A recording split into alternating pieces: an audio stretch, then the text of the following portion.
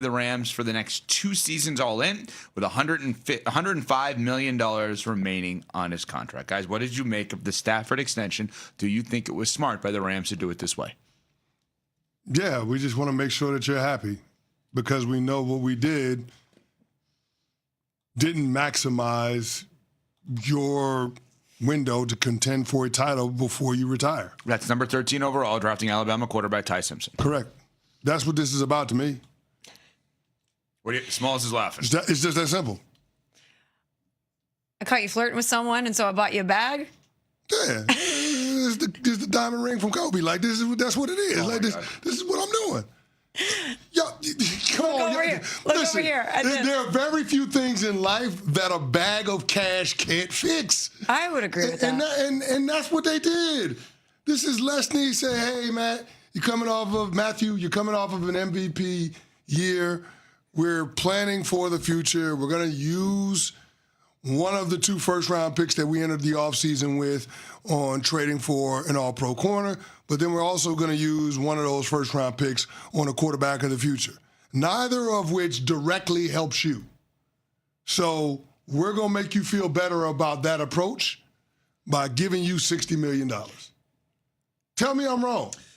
It's not how I looked at it. I understand what you're saying. How I looked at it was they have the perfect succession plan now because Stafford coming off an MVP season, they go all in. He's got 2 years now. And then in year 3, or 3 years from now, the 28-29 season, Ty Simpson is the starting quarterback for the LA Rams at a price that is insanely low, probably around the same time that the contracts all across the board then hit in for some of the younger players, whether it's Puka Nacua or Jared Verse, et cetera, that they have just kind of timed this out perfectly. We'll pay the other guys when we're not paying the quarterback. Sure, absolutely. From a planning standpoint, it works out well, but I also interpreted this the way that CeCe did about a player's worth. He's the reigning MVP. He led the NFL with 4,707 passing yards, career high 46 passing touchdowns, only 8 interceptions. He's playing the best football of his life. He's playing the best in the league, and he wants to be compensated as such. This now puts him in that group among quarterbacks earning $50 or more million per season, which he has earned. So yes, if he did feel a type of way about Ty Simpson going with the 13th overall pick and the Rams planning for the future, this is a way to settle those feelings. We still appreciate you and value you as the quarterback that you are presently, and here's the money to prove it. What's interesting now, I think, I was looking some of the numbers over, would be the Matthew Stafford legacy.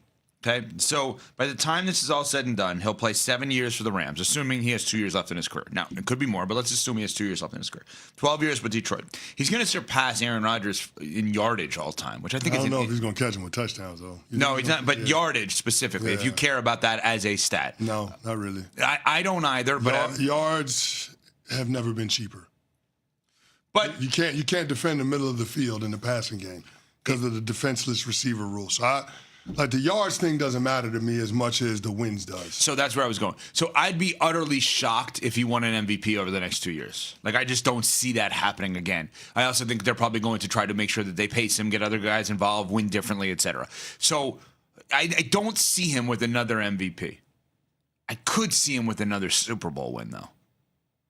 What does that mean? Like, how close is he to surpassing guys that seemingly were ahead of him, that played alongside of him forever? Like, could he surpass Rodgers? Could he surpass Roethlisberger? Could he surpass Breeze? Like, these guys kind of played in the same. Surpass Roethlisberger. He's already surpassed Roethlisberger in your mind? No, you're saying you couldn't with another Super Bowl ring? Yeah. That's what I'm saying. I'm saying Matthew Stafford is close enough where you may look at these guys that he played in generally at the same time as, that were always considered better than him, that when it's all said and done, could he actually surpass? Because I think he's closer to another Super Bowl. You would perceive him to be a better quarterback than Aaron Rodgers if he won another Super Bowl. No, I'm asking. Case study's interesting, though. I think it is. I think it's an interesting case study. I absolutely think it's fascinating. I'm not ready to jump out there and say that definitively, but I'll be damned if it ain't a conversation. Mm-hmm. And this contract extension gives him time now, again, just to reiterate, to surpass those that have been ahead of him for the first 15 years of his career. No one would have said Matthew Stafford over Aaron Rodgers. No one would have said Matthew Stafford over Drew Brees. No one would have said Matthew Stafford over Ben Roethlisberger. And no one may still say that. But if you win another Super Bowl and you have this 2-year window that clearly the Rams are going all in on, you now have a chance to do something. But you're not going all in on it, though. See, I disagree with You're that. not going I know all in you on think it. because of Simpson you're not. You're not, but you're not. I think you are. How are you? Because you had an extra pick. Well, here's what I'm saying. It's an extra pick, but if you're trying to maximize the last couple of years of Matt Stafford's career, you're not going to use the extra pick on a player that's not going to touch the field. How does that help you? Well, so then I don't remember. Were you critical of them a year ago when they gave up their pick to the Falcons, for the next year's pick? Because the same thing could be said, and he won MVP. They did nothing to help Matthew Stafford during the 25-26 season, and he won MVP, and they played in the conference championship game. Based on the first-round pick as an act of help, right? Here is something to help you. They said, we're cool not having a pick. But here's the difference, though. You stocked up on draft picks for the future. You actually drafted a player that's not going to be on the field. They didn't draft a player in the 2025 draft in the first round. And that gave them an opportunity for multiple picks. And then, oh, by the way, they had an early second-round pick. So, I hear where you're coming from with that. But this is an actual player that's on the roster that can't help Matt Stafford in any way, shape, or form. How is that going all in? We will never know the answer to this question, but I do wonder, in a hypothetical world, if we were to turn back the clock a year ago, and I would have said to you guys before the 2025 NFL draft, the one in Green Bay, right? Mm-hmm. Yeah. If I would have said to you that night, before the trade was made between Atlanta and the Rams, and I would have said to you, the Rams have an offer on the table to give up the 25 first and the 26 first for Trent McDuffie, cornerback, Kansas City Chiefs. Would you make the deal if you were Les Snead? My gut is both of you would have said, you got to make that deal. They're a win-now team. Who cares about the 2 first? Go get an all-pro corner. Mm-hmm. In essence, that's what they did. They gave up the first rounder last year. They gave up the first rounder this year. They got an all-pro corner. And by the way, they also got a QB of the future stashed. That's how I look at it. Is they decided to go all in, and the price was multiple picks for an all-pro corner. And now, they're as clear of a 3-year plan as maybe any team in the league, if you think about it. They have the veteran quarterback, high price, next couple of years. They have his replacement 3 years from now, and they probably will align all the big defensive contracts that are NHL's conference finals, as you've seen on ESPN, up 1-0 Montreal and Vegas. A move made in the NFL yesterday, in addition to the Matthew Stafford one we were just discussing, as the New York Giants and their general manager, Joe Schoen, agreed to a multi-year extension. Now, why is this interesting? Well, Joe Schoen came into the Giants in 2022. They had a good season, 9-7-1. He brought head coach Brian Daboll. And ever since then, the Giants in the next 3 years after went 13-38. That is an average of 4.3 wins per season. Those numbers got their head coach Brian Daboll fired. Joe Schoen sticks around.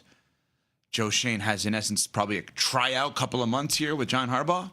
And John Harbaugh decides to extend him.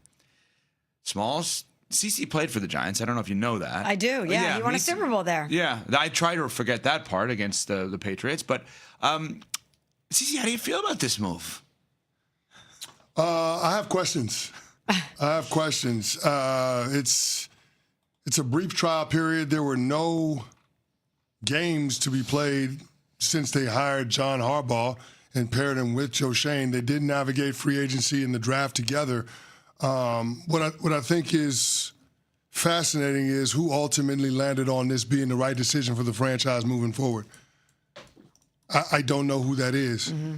Typically, when these decisions are made, you would look at John Mara, the patriarch of the franchise, but we know he's dealing with some health concerns. And it was rumored that the reason why Joe Schoen was retained and not fired alongside Brian Daboll was because they were going to